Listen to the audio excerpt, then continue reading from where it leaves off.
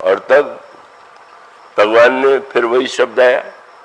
भगवान राम ने जब यह दृश्य देखा तो गोस्वामी जी तुरंत कहते हैं कि भगवान श्री राम जब देखते हैं कि ये मां की दशा हो गई तो उस समय भगवान श्री राम खरारी के रूप में कौतुक करते हैं। कौतुक की कृपाल खरारी, बार बार वही खरारी शब्द लौट लौट के आता है। मां के सामने दर्शन देते हैं तो भी वो खरारी है, जन्म लेते हैं उस समय भी वह खरारी है। और वो खरारी शब्द अनेक अनेक प्रसंगों में आपके सामने बार बार आता है। यहां पर जब भगवान राम अयोध्या वासियों से मिलते हैं तो भी वो खरारी ही है। तो ये भगवान को खरारी कहने के पीछे गोस्वामी जी का क्या उद्देश्य? मैं आशा करता हूं कि आप पूरे मनोयोग से गोस्वामी जी की जो विलक्षण दार्शनिक दृष्टि है उसका आप आनंद लेंगे। खराज शब्द के पीछे भगवान श्री राघवेंद्र लंका में मेघनाद ने युद्ध किया, मेघनाद के नागपास में बंध गए तो गोस्वामी जी कहते हैं नारद जी ने कहा गरुड़ से कि भगवान बंधन में बंधे हुए हैं, आप जाकर के मुक्त कर दीजिए। जाके देखा कौन बने हुए, बोले ब्याल पास बस भय खरारी। खरारी नाग पास में बने हुए हैं।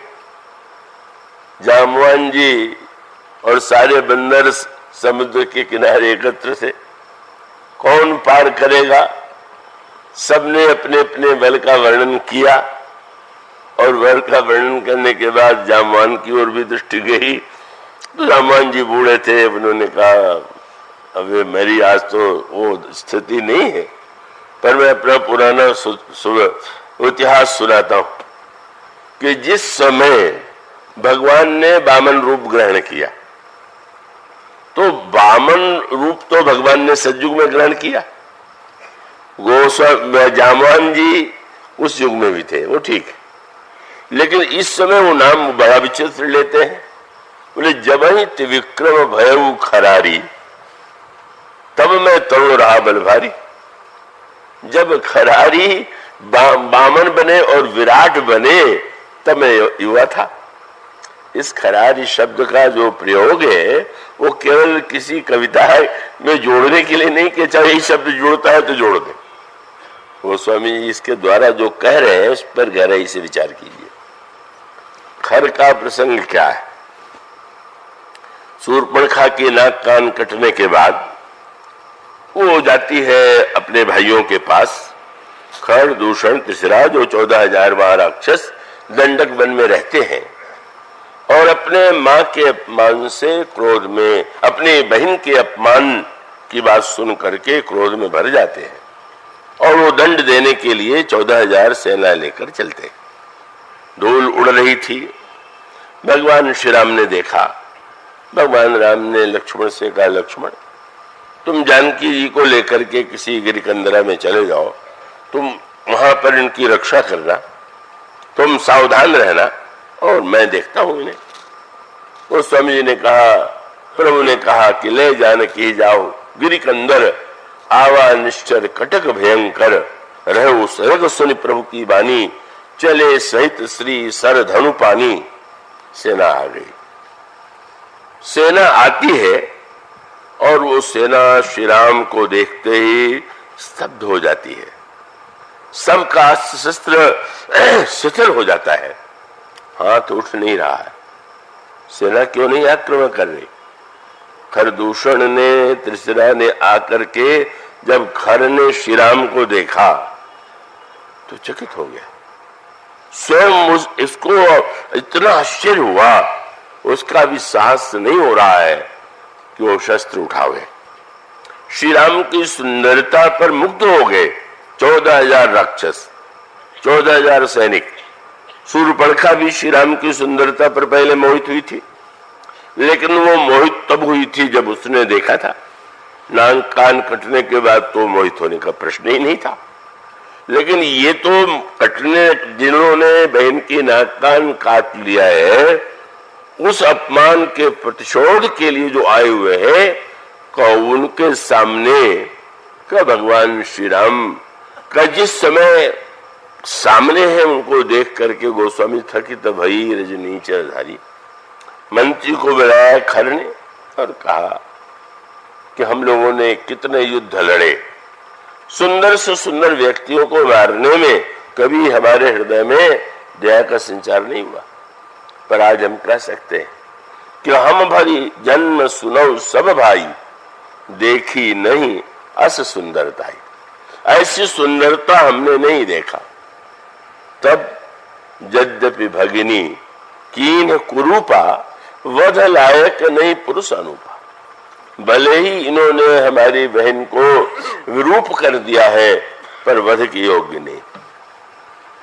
वही प्रश्न है, जिसकी ऐसी भाषा हो वो भक्त है कि नहीं? शूर्पणखा भी इसके पहले श्री राम से कह चुकी थी कि तुम सम पुरुष, तुम्हारे समान कोई सुंदर नहीं। ये 14,000 राक्षस भी कहते हैं ऐसी सुंदरता हमने नहीं देखी। पर ये भक्त माने जाए कि नहीं माने जाए? साधारण दृष्टि से तो कोई कहेगा बड़ी ऊंची भावना, बड़े भक्त है, पर गोस्वामी जी जो बात बताना चाहते हैं वो बड़े महत्व की है। भगवान श्री राम ने एक, गोस्वामी जी कहते हैं, देवता घबरा रहे हैं देख करके कि लो एक लक्ष्मण थे उनको भी दूर भेज दिया, अकेले खड़े हैं और चिंता ही हो रही कि सुर मुनि, तो सब देवता विचार करते हैं क्या सुर डरत 14 सहस प्रेत विलोक एक अवध धनी। एक राम अकेले और 14,000 प्रेत कैसे लड़ेंगे? देवताओं का स्वभाव भी देखने योग्य। अरे इतनी चिंता है तो 14,000 इधर भी खड़े हो जाते आज के। बोले सहानुभूति है पर लड़ना उड़ना अपना काम नहीं है। तो हम चाहते तो है कि जीतने पर कैसी लड़ाई चल रही है, बड़ा अन्याय हो रहा है। और तब प्रभु ने खेल किया। कथा ये आती है कि 14,000 राक्षसों ने जब तपस्या किया और ब्रह्मा वरदान देने आए तो ब्रह्मा ने पूछा क्या चाहते हो? महाराज हम तो अमर होना चाहते हैं। असुर सर्वदा शरीर के अमरता की चिंता उसको रहा करती। तो उस समय ब्रह्मा ने कहा कि वो तो मृत्युलोक में जो आया है उसकी मृत्यु अनिवार्य है, इसको छोड़ करके और कुछ भाव। और तब खर ने कहा कि अच्छा अगर हम मरे तो आपस में मरे, कोई दूसरे के हाथ से न मरे। तो ये कि बा हमें दूसरा क्यों मारे, और दूसरी और योजना ये थी कि हम कभी लड़ेंगे ही नहीं लड़ेंगे तो मरेंगे कैसे। कभी कभी ये गणित जो होता है बड़ा गड़बड़ाता है। दैत्य जो है ये गणित में सदा ये भूल करते, और बुरे व्यक्तियों का भी ये गणित ऐसे ही होता है। दुर्योधन का भी यही गणित। दुर्योधन से किसी ने कहा कि तुम लड़ाई में जीत सकते हो? जीत सकते। क्यों? उनके सेनाध्यक्ष दुम्न है जिनकी मृत्यु अनिवार्य है, और हमारे सेनापति भीष्म पितामह जिनको वरदान है इच्छा मृत्यु का। तो न भीष्म मरेंगे और न तो हमारी हार होगी। गणित तो ठीक लग रहा था कि भीष्म को वरदान है कि वो मरेंगे तो इच्छा से ही मरेंगे, नहीं तो नहीं मरेंगे। अब उस दुर्योधन को इस गणित का पता नहीं था कि भीष्म को तो इच्छा मृत्यु का वरदान था, पर इच्छा कराने वाला तो सामने था और कृष्ण थे। उसका अर्थ ये कि इच्छा करना और न करना क्या मनुष्य के हाथ में है क्या? आपको इच्छा मृत्यु का वरदान मिल जाए तो कभी कभी स्थिति आ जाती है कि व्यक्ति के मुंह से निकलता है कि इससे अच्छा मर जाता, और भीष्म के जीवन में भी ये हुआ। 10 दिन के बाद उनको लगने लगा कि धिक्कार है मुझे, मैंने इतने लोगों का संहार कर दिया, न्याय का पक्ष लिया, मेरी मृत्यु हो जाए। इच्छा कराने वाले ने जब चाहा तो इच्छा करा दिया। वो गणित इसीलिए सर्वदा ये गणित भी भस्मासुर वरदान मांगता है शंकर जी से, जिसके सिर पर हम हाथ रख दे वो भस्म हो जाए। शंकर दे देते हैं, और उसने ये कहा कि सबसे पहले हम देखेंगे कि वरदान सही है कि नहीं, और इसकी परीक्षा है कि तुम्हारे सिर पर हाथ रखेंगे। तो उसकी योजना थी जब वरदान दे चुके हैं तो मात्र वो अभस्म हो जाएंगे। पार्वती बड़ी सुंदरी है, मैं उन पर अधिकार कर लूंगा। पर वो तो कौतुक ही था। विष्णु भगवान शंकर भाग रहे डर के मारे, बड़ा और प्रसन्न हो रहा। अरे रुकिए तो, वरदान दे के कहाँ भागे जा रहे हैं। विष्णु भगवान आ गए, बोले इस पगले के वरदान पर तूने विश्वास कर लिया? कुछ नहीं, ऐसे चाहे जैसे बोल देता है। तुम एक बार नृत्य तो करो। नृत्य करने उसने अपने सिर पर हाथ रख दिया, बस वो करके नष्ट हो गया। मानो वो योजना जो बनाते हैं आसुरी वृत्ति वाले, चाहे वो किसी नाम वाले हो, को अंत में मृत्यु तो अनिवार्य ही है। तो इस दृष्टि से ये जो योजना थी कि हम न लड़ेंगे न तो मरेंगे, अब क्या हो, वो स्वामी ने कहा सुर मुनि सभय प्रभु देख माया नाथ अति कौतुक कियो। प्रभु ने बड़ा अनोखा खेल कर दिया, रूप दे दिया। आश्चर्य, भगवान श्री राम ने सबको राम बना दिया, सब राम बन गए। किसी ने प्रभु से पूछा, महाराज आपने इन सारे राक्षसों को राम बना दिया, अपना रूप दे दिया? बड़े भयावने थे। भगवान ने हंस करके कहा कि ये मेरे रूप के बड़े प्रशंसक थे, कैसी सुंदरता मैंने देखी नहीं। तो चलो भाई मेरे रूप के प्रशंसक हो तो मैं तुम्हें अपना रूप दे देता हूं। पर बड़े महत्व का सूत्र है। बार बार शास्त्रों ने कहा सारे संसार में भगवान है, सब में श्री राम ही है, राम का श्री राम में सब जगह जानी। तो फिर अगर सब में राम है, सब राम है, तो ये लड़ाई क्यों हो रही, झगड़े क्यों हो रहे, बात बात में एक दूसरे को मिटाने की वृत्ति क्यों है? और इसका उत्तर इस प्रसंग में दिया गया।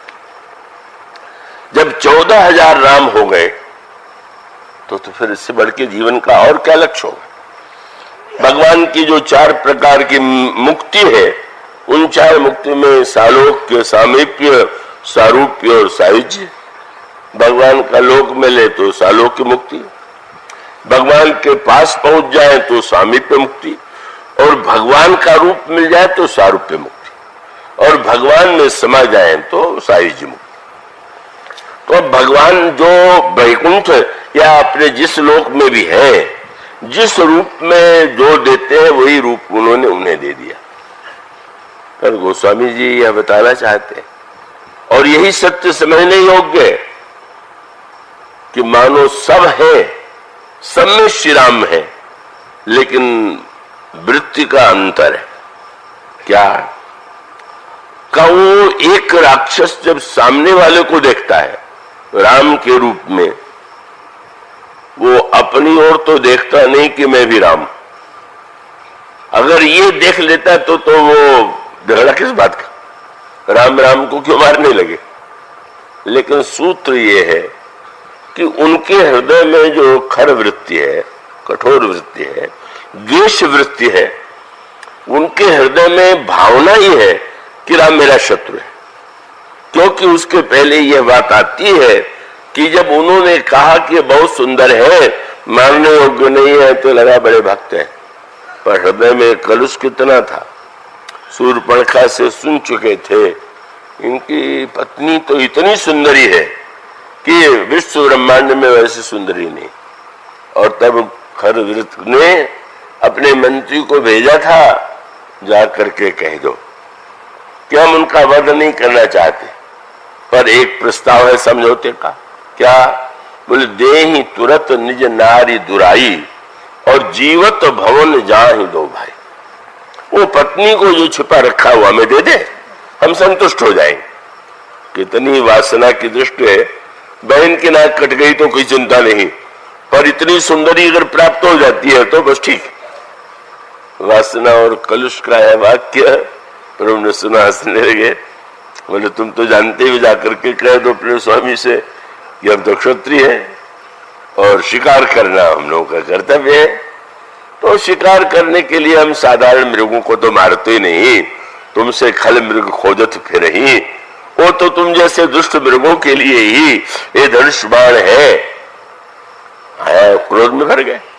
अभी जिनकी प्रशंसा कर रहे थे अभी जिनके लिए कह रहे थे कि वध करने योग्य भी नहीं है, पर वासना की पूर्ति नहीं हुई, शत्रु भाव आ गया, क्रोध आ गया, मार डालो। उसका अभिप्राय यह है कि जिन लोगों के अंतःकरण में राग और द्वेष किसी के प्रति आकृष्ट हुए तो बहुत बहुत सुंदर, बहुत अच्छा, सबसे अच्छा, और अगर हमारी इच्छा पूरी नहीं हुई, हमारी वासना पूरी नहीं हुई तो उतना ही विरोध। यही संसार में राग और द्वेष का स्वभाव है। मानो इसका अर्थ यह है कि शूर्पणखा की तरह श्री राम को सुंदर मानना, वासना की उस दृष्टि से वासना युक्त प्राणी को तो जाने कितने स्थानों में, व्यक्तियों में सुंदरता दिखाई देती है। इसीलिए जब जनकपुर के दूत अयोध्या में गए थे तो महाराज श्री दशरथ ने पूछ लिया कि क्या आप लोग पत्र लेके चले आए कि मेरे पुत्रों को आपने अपनी आंखों से देखा, और इतना ही नहीं अपनी आंखों से भी देखा तो अच्छी तरह देखा कि नहीं। तो भाई तुलसीदास जी के पढ़ लीजिए, वो कहते हैं तुम नीके भैया कहो कुशल दो बारे, तुम नीके निज नयन निहारे। तुमने अच्छी तरह से नीकी प्रकार से हमारे पुत्रों को देखा। दूतों ने इसका उत्तर दिया, हाँ महाराज, अपनी आंखों से देखा, अच्छी तरह से देखा। क्या कैसे हम माने कि देखा? और इतना सुंदर उत्तर दिया जो श्री राम को की सुंदरता को देखने के बाद जो उत्तर हो सकता था। उन्होंने कहा महाराज आपके पुत्रों को अपनी आंखों से अच्छी तरह से देखने का एक ही परिणाम हुआ। क्या? बोले जब से उनको देखा दिखाई देने बंद हो गया। उन्होंने शब्द यही कहा कि महाराज देव देख तो बालक दोऊ और अब न आंख तर आवत को। मानो सूत्र ये है कि जिसको भगवान की सुंदरता दिखाई देने लगेगी उसको कहीं सुंदरता दिखाई नहीं देगी।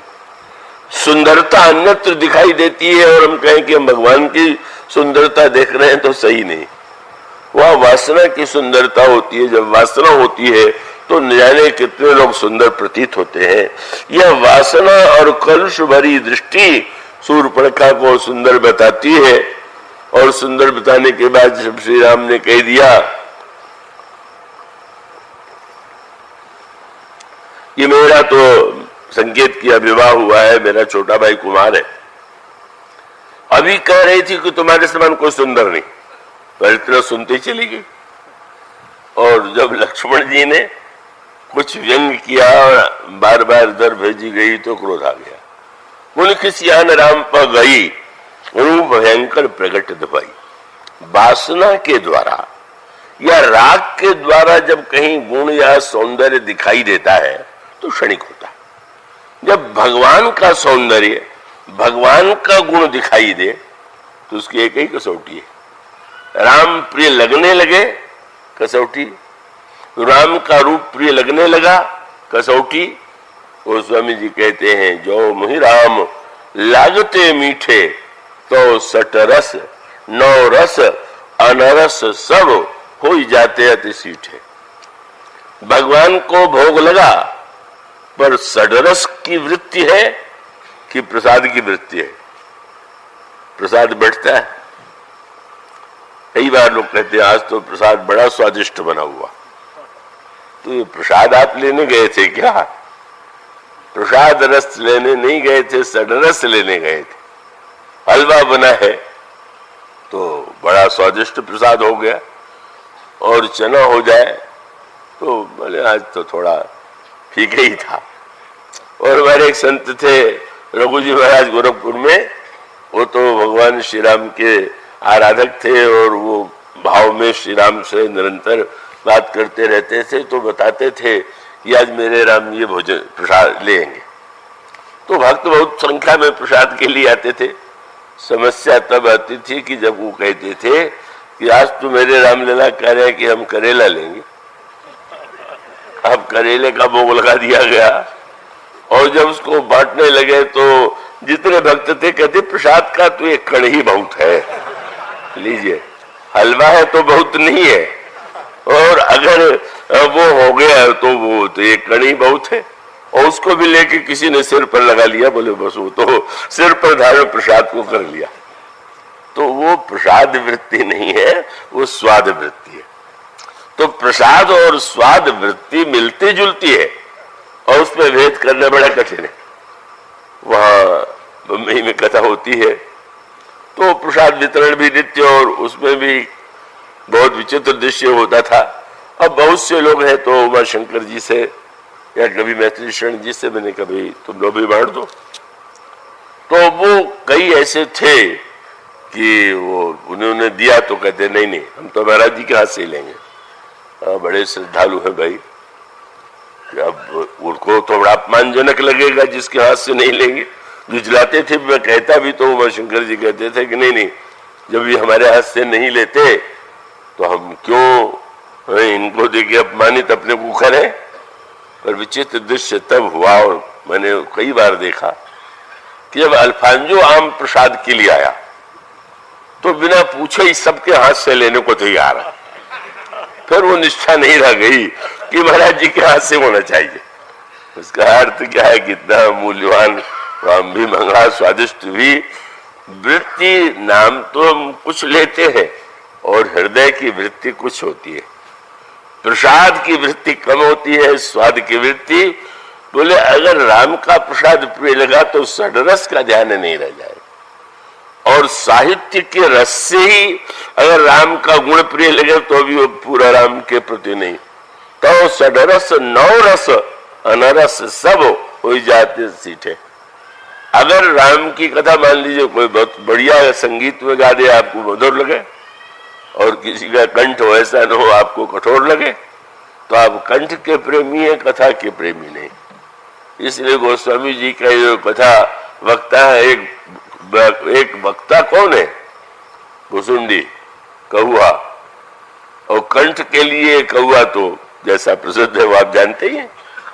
लेकिन गोस्वामी जी ने जब लिखा का भुसुंडी जी कथा कह रहे हैं तो शब्द क्या लिख दिया, बोले मधुर बचन तब काका। किसी ने कहा महाराज क्या कौआ दूसरे देश का कहीं का था क्या? तो उन्होंने कहा हमारे राम की कथा इतनी मधुर है कि कौए का कंठ में मधुर लगता। कंठ की मधुरता से कथा मधुर लगे तो कंठ का प्रेम में, और राम की कथा सुन करके ही आनंद आ जाए तो समझना चाहिए यह वृत्ति वस्तुतः भक्ति की वृत्ति। तो सूर्पणखा के समान या ये जो नाना प्रकार के ये 14,000 राक्षस हैं, जब सुंदरता की प्रशंसा करते हैं, अभी इतनी प्रशंसा, अभी मिटाने पर मारने पर तुले हुए, भगवान राम ने बता दिया कि भाई मैं तो राम ही बना सकता हूं। श्री राम और रावण में ही अंतर है। रावण सब बन सकता है, पर श्री राम तो जब होंगे तो राम ही होंगे, और दूसरों को भी बनावेंगे तो राम ही बनावेंगे। और बनाने की आवश्यकता क्या है, वेदांत दर्शन और भक्ति दर्शन की दृष्टि से सब राम ही तो है। श्री राम में सब जग जानी, या उमा ज राम चरण रत विगत काम मद क्रोध, निज प्रभु में देखहि जगत कैसन करे विरोध। मानो सूत्र यह था कि भगवान वही, सुंदरता भी वही, सामने 14 राक्षस राम का ही दर्शन कर रहे हैं, पर वृत्ति में जो द्वेष है, खर वृत्ति है, उस खर वृत्ति का परिणाम क्या होता है, अपने और सामने वाले के एकत्व को न देख करके राम से बढ़ करके हमारा कोई शत्रु नहीं, ऐसा मान करके एक दूसरे पर प्रहार करते हैं। सुर मुनि सभय प्रभु देख माया नाथ, अति कौतुक कियो देखत परस्पर राम, करि संग्राम और रिपुदल लरि मर्यो। बस सूत्र मिल गया। भगवान सब होने से नहीं काम बनता। भगवान के प्रति हमारी अगर खर वृत्ति है, कौतुक की न कृपालु खरारी, या जहां भी खरारी है, तो मानो श्री राम तो अनेक रूप बना लेते हैं। वो कौशल्या के सामने बालक बन जाते हैं, पर खरारी को अगर कोई वात्सल्य से देखेगा तो आनंद ही आनंद आएगा। यह भाव की जो वृत्ति है, गोस्वामी जी हर प्रसंग में ये बताना चाहते हैं कि उस समय प्रभु जो है, यह जो रूप दर्शन है, रूप का ही महत्व तो नहीं है, रूप के साथ हमारे हृदय में भक्ति है कि नहीं, प्रेम है कि भावना नहीं। कथा सुनने का उद्देश्य क्या है कि हमारे हृदय में राम के प्रति आकर्षण, रूप और भक्ति का उदय हो, क्षणिक राग का उदय न हो। और तब भगवान श्री राम, वही श्री राम लंका में भी खरारी और अयोध्या में भी खरारी है वही, पर अंतर यह है कि कौशल्या की वात्सल्य भरी आंखें हो तो भगवान का रूप जो है कितना मधुर हो जाता है, और अगर राक्षसों वाली दृष्टि हो तो वो खरारी जो है संहारकर्ता के रूप में दिखाई देते हैं। गोस्वामी जी मानो खरारी शब्द के द्वारा यह बताना चाहते हैं कि सब में राम के होते हुए भी परस्पर विरोध इसीलिए है कि हमारे हृदय में भक्ति की भावना नहीं है, प्रेम नहीं है, और उसी विद्वेष से हम एक दूसरे पर प्रहार कर रहे हैं। इसलिए खरारी शब्द गोस्वामी जी का एक दर्शन है, और इसीलिए अयोध्या के नागरिकों के मन में उत्सुकता है, पर सोचते हैं हम इतनी बड़ी संख्या में हैं, और इतनी बड़ी संख्या में हैं तो दूर से ही प्रणाम करेंगे।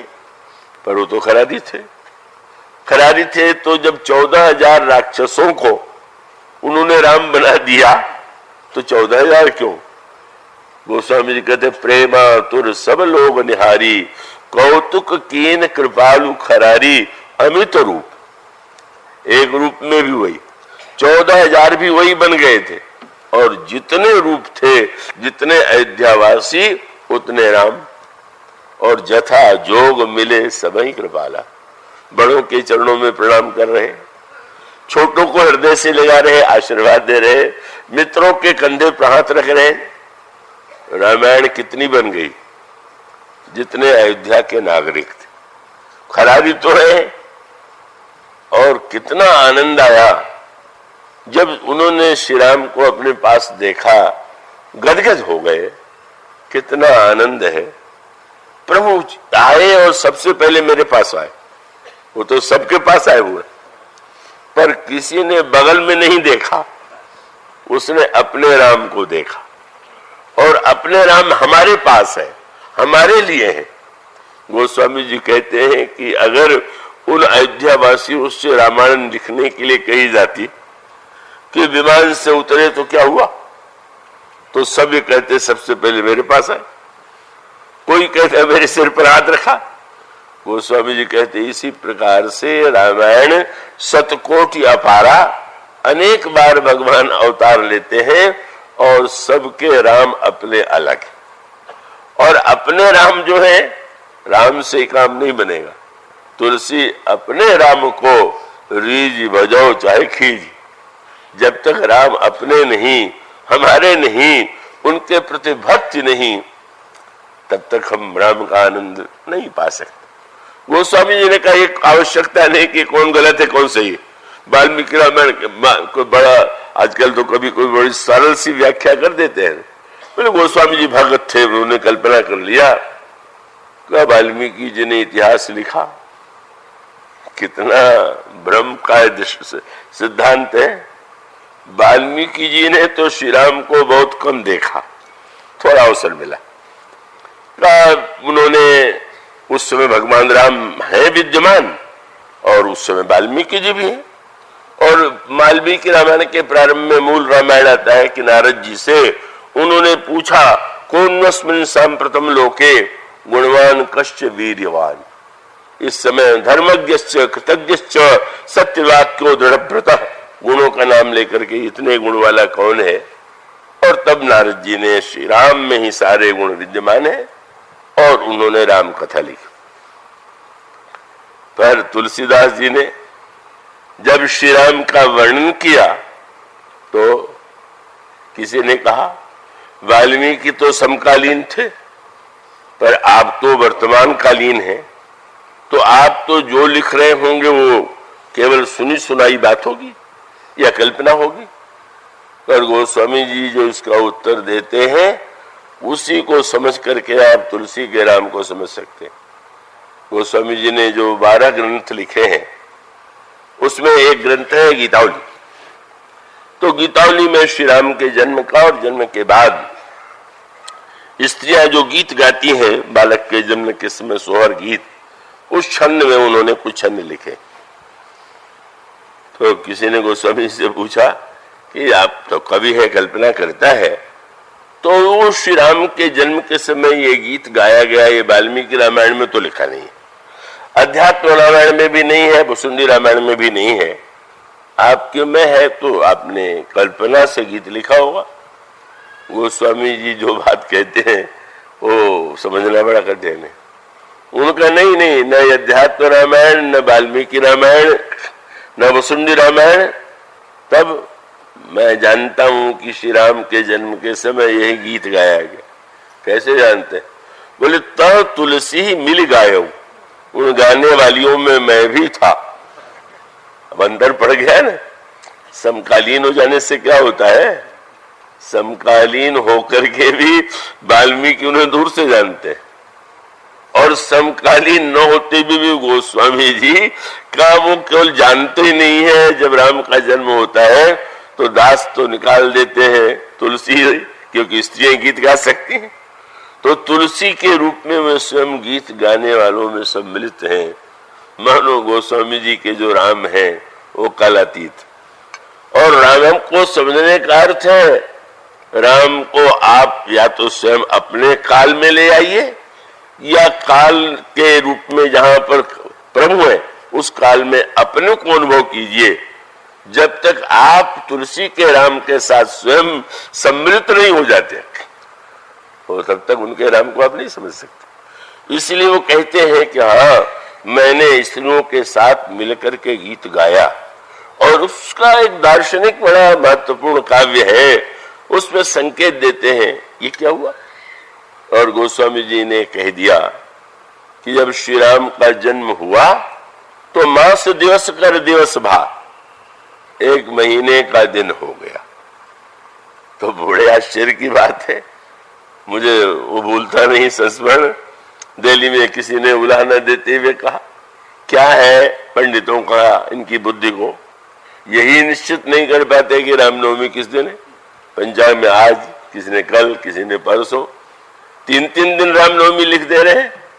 मैंने उनसे विनम्र निवेदन किया कि बहुत बुरा मत मानिए, जब 30 दिन तक सूर्य जो है आकाश में रुका रहा तो कम से कम 30 दिन तो रामनवमी थी ही, तो 3 दिन में क्या चिंता आपको हो रही। पर गोस्वामी जी यही तो बताना चाहते हैं। किसी ने कहा महाराज किसी दिन अधिक लंबा लगे तो आज तो बड़ा है, तो 30 दिन तक सूर्य रिका रहा होगा तो अयोध्या वासियों को ये चिंता नहीं हुई होगी क्या कि आज क्या हो गया। तो गोस्वामी जी ने कहा यही तो विचित्र होता था। मास दिवस कर दिवस भा, मरम न जाने कौन। उसका अर्थ क्या हुआ, आप कथा सुनते समय आपको अगर हर क्षण 1-1 मिनट में घड़ी की ओर ध्यान जाए तो आप कथा नहीं सुन रहे। इसका अर्थ सुनते समय आप जब गति भूल जाते हैं समय की, और कभी कभी व्यक्ति कहता है कि यार बहुत जल्दी कथा खत्म हो गई, और कई ऐसे भी बुद्धिसागर होते हैं कि जो कहते हैं कि कथा कितनी देर चलेगी, समझ में नहीं आता, ये बोले चले जा रहे हैं। क्या मानो आप किस स्थिति में हैं। यह सूत्र गोस्वामी जी के जो श्री राम है, वाल्मीकि के राम उनके समकालीन हो सकते हैं, तुलसीदास जी का राम उनके समकालीन, इसलिए वो वाल्मीकि के राम नहीं है, वो राम जो है वो हमारे राम का हमारे राम। इसलिए इसके रचयिता कौन, शंकर जी। तो महाराज शंकर जी आदि, वाल्मीकि आदि कवि है, तो शंकर जी ने रामायण कब लिखी, वाल्मीकि से पहले कि वाल्मीकि के बाद में, तो पता ही नहीं चला। क्योंकि शंकर जी ने लिखा भी तो कहां लिखा, रचि महेश निज मानस राखा, अपने हृदय में बनाया। क्या इसका अर्थ हुआ। किसी ने पूछा, अब आदि कवि वाल्मीकि है और तुलसीदास जी कह रहे शंकर जी ने बनाया, तो अगर वाल्मीकि आदि कवि हैं तो शंकर जी क्या है। मैंने कहा शंकर अनादि कवि। आदि कवि का तो काल निश्चित है, पर अनादि काल वो भगवान भूत भवन जो है उनके हृदय में शाश्वत राम सर्वदा से विद्यमान है। इसलिए गोस्वामी जी के जिस राम को उन्होंने सुना, अगर वो केवल इतिहास के एक व्यक्ति होते त्रेता युग के, तो इस युग में बस पढ़ सकते थे, चरित्र में कुछ प्रेरणा पा सकते थे, पर वो श्री राम को देखते हैं, सुनते हैं, बात करते हैं, लीला में सम्मिलित होते हैं। यही गोस्वामी जी के राम की विलक्षणता है, वही उनके राम है। इसलिए वो राम को छोड़ करके जो उनके चिर संगी हैं, जो उनके माता पिता हैं, जो उनके बंधु हैं, बस सारे नाते जिनमें समाये हुए हैं, और वह जो राम जो वर्तमान में भी है वही गोस्वामी जी के आराध्य। और इसलिए गोस्वामी जी के श्री राम को समझने के लिए उनसे दृष्टि उधार लेनी पड़ेगी। उनकी आंखों से हम देखें, विद्वानों की आंखों से ही नहीं, तुलसी की आंखों से। का एक ग्राम बधूटी ने दूसरी गांव की स्त्री से कहा कि कितना दिव्य आनंद है। हाँ, बहुत सुंदर है। नहीं नहीं, बिल्यों री सखी मोही सुहाए, थोड़ी देर के लिए मेरी तरह बन जाओ, मेरी आंखें ले लो। इस दृष्टि से जब कोई राम को देखेगा तभी वह राम को और तुलसीदास के अभिन्नता का आनंद समझ सकता। और संभवतः इसी से प्रेरणा लेकर के मैथिली शरण जी ने जो कहा उसके अनुकूल ही था। जब उन्होंने यह कहा, प्रश्नोत्तर है, राम ईश्वर है कि मनुष्य है, तो पंक्ति आप में से बहुतों ने पढ़ी होगी जिसमें वो कहते हैं, वे पूछते हैं श्री राम से, राम तुम मानव हो क्या? तुम मनुष्य हो, ईश्वर नहीं हो क्या? कुछ लोग कहते हैं कि ईश्वर तुम नहीं हो, मनुष्य हो।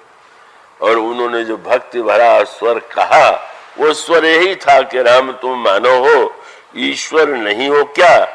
तो मैं निरीश्वर हूं, ईश्वर क्षमा करे। तुम्हें छोड़ के कोई ईश्वर है तो मैं नास्तिक हूं, तुम्हें छोड़ के मुझे कोई ईश्वर नहीं चाहिए। यह जो भक्ति की भावना है, विश्वास है, इसके बिना गोस्वामी जी कहते हैं, जय श्रद्धा सम्मल रहित नहीं संतन कर साथ, तिनका मानस अगम आती जिन्होंने प्रिय रघुनाथ। इसलिए हम लोग, आज तो समय लंबा चला, पर अगर आपको समय का भान हो गया होगा तो कहीं न कहीं कमी होगी। वस्तुतः उनके राम को आप देखिए, उनकी आंखों से देखिए, कैसे उन्होंने उन श्री राम को देखा, पाया, धन्य हुआ। आज इतना ही, बोलिए।